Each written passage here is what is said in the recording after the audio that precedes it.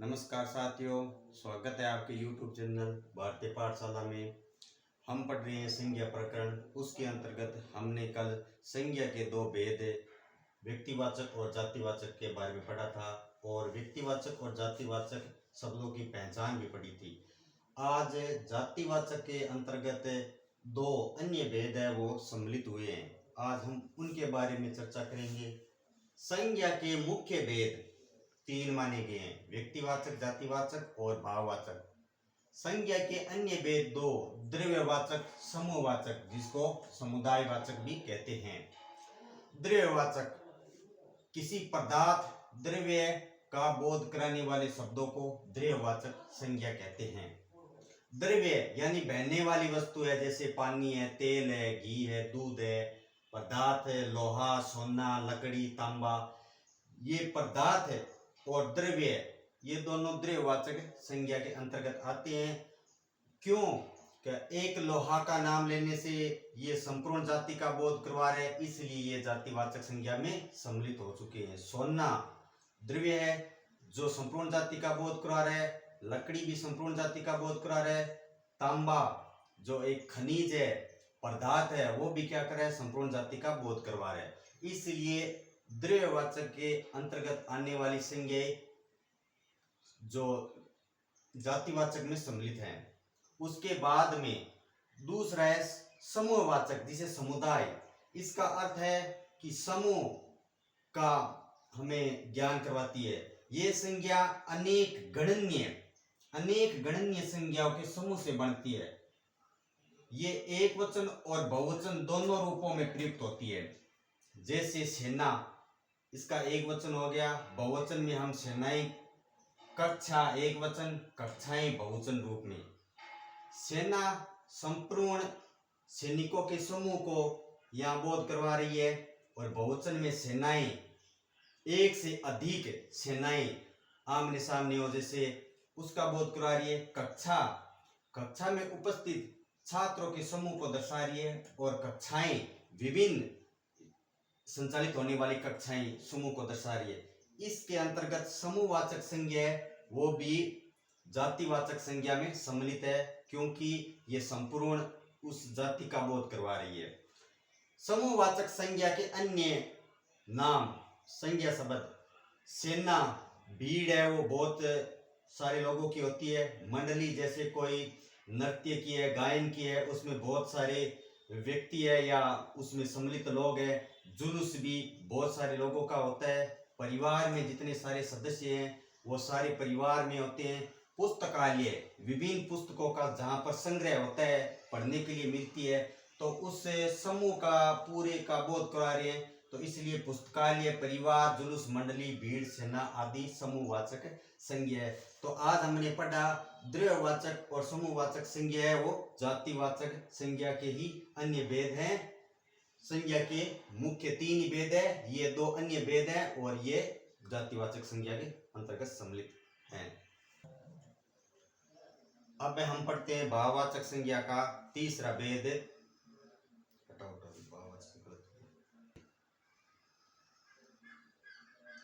अब हम पढ़ते हैं संज्ञा का तीसरा भेद, भाववाचक संज्ञा। तो अब हम पढ़ रहे हैं भाववाचक संज्ञा के बारे में। जिन संज्ञा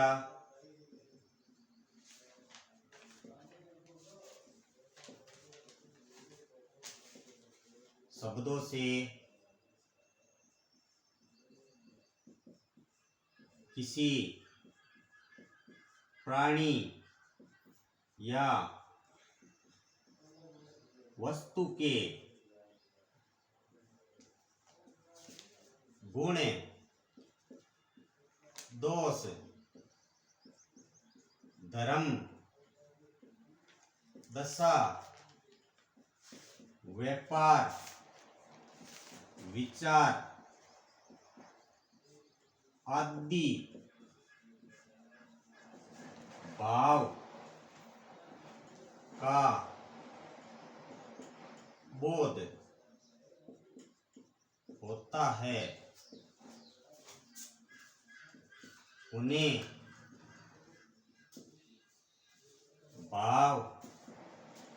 भाववाचक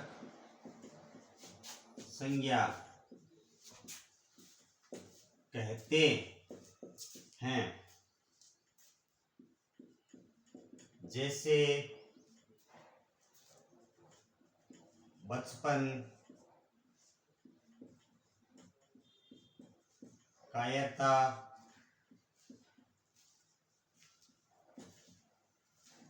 मधुरता,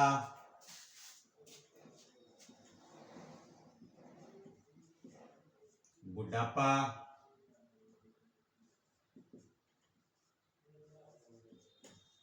अच्छाई,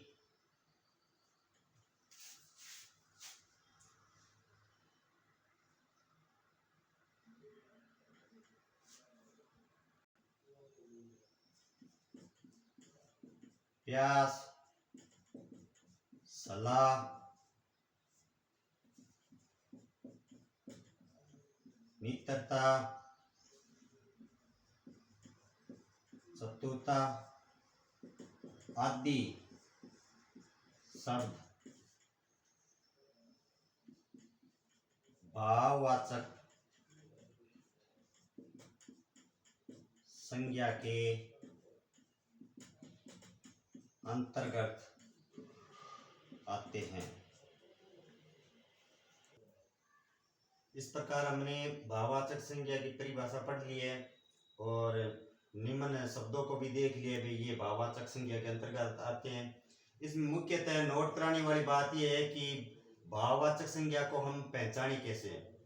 भाववाचक संज्ञाओं का कोई रंग रूप आकार नहीं होता है, इन्हें देख नहीं सकते, केवल आभास कर सकते हैं, महसूस कर सकते हैं, क्योंकि ये किसी वस्तु या प्राणी के गुण, दोष, धर्म, दशा, व्यापार, विचार आदि के भावों का ही तो बोध करवाती है।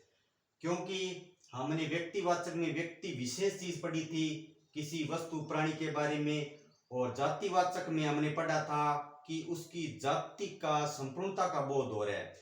तो यहाँ पर हम देख रहे हैं कि भाववाचक संज्ञा में किसी प्राणी या वस्तु के गुण, दोष, धर्म, दशा आदि पर ही तो विचार हो रहा है। इसलिए भाववाचक संज्ञाओं का कोई रंग रूप आकार नहीं होता, इन्हें हम देख नहीं सकते, केवल आभास कर सकते हैं। जैसे बच्चे को देख सकते हैं, बच्चा जातिवाचक है, लेकिन बचपन एक भाव है, बच्चे का जो बचपन है वो एक भाववाचक संज्ञा है। इस प्रकार भाववाचक संज्ञा 5 प्रकार के शब्दों के प्रयत्न के मेल से बनती है, वो हम आगे देखेंगे। तो इस प्रकार हमने भाववाचक संज्ञा और उसके बारे में जाना कि भाई भाववाचक संज्ञा को कैसे पहचान सकते हैं।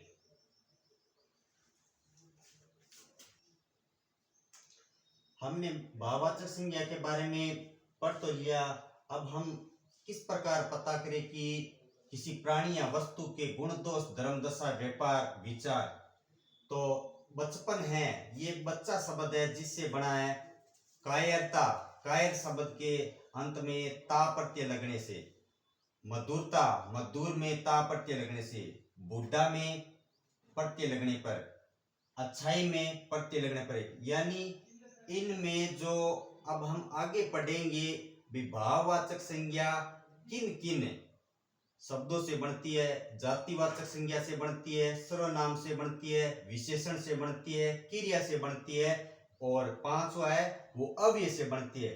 तो ये शब्द है वो कुछ इन्हीं से बनकर मिले हैं। तो बचपन, कायरता, इनमें कुछ विशेषण है, विशेषण से बनी हुई है। प्यास, अब कहने का मतलब है कि ये सब क्या है, भाव है। मित्र भाववाचक जातिवाचक संज्ञा है, तो ता प्रत्यय लगने से वो क्या बन गई, मित्रता, यानी वो एक भाव आ गई। चतुर एक विशेषण है जिसमें ता प्रत्यय लगने से चतुरता, वो एक भाव आ गया। तो चतुर होता है वो एक व्यक्ति होता है जिसका गुण होता है, इसलिए वो विशेषण में आ गया। तो हमने पहले ही पढ़ा था कि भाववाचक संज्ञा का कोई रंग रूप आकार नहीं होता है, वो केवल हम आभास कर सकते हैं, महसूस कर सकते हैं। तो हम इनके जो बनने वाले हैं ना भाववाचक संज्ञा के 5 प्रकार के शब्दों से बनते हैं, वो एक बार चर्चा करते हैं, आगे हम उनको जानेंगे। पहला जातिवाचक संज्ञा से भाववाचक संज्ञा बनती है। दो सर्वनाम शब्दों से, तीन विशेषण से,